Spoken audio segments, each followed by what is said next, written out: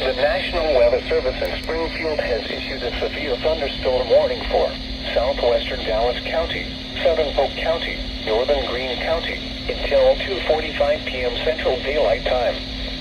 At 1:56 p.m. Central Daylight Time, a severe thunderstorm was located over Morrisville, or 9 miles south of Bolivar, moving east at 35 miles per hour. Expected hazards include 60 miles per hour wind gusts and quarter-size hail. This is a radar-indicated threat. The following impacts are expected. Hail damage to vehicles is expected. Expect wind damage to roofs.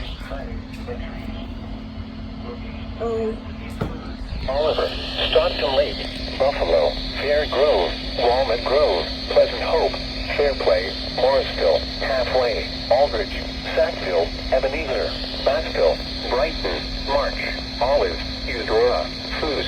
For your protection, move to an interior room on the lowest floor of a building. Repeating, a severe thunderstorm warning has been issued until 2:45 p.m. Central Daylight Time for the following counties in Missouri, Dallas, Greene, and Polk.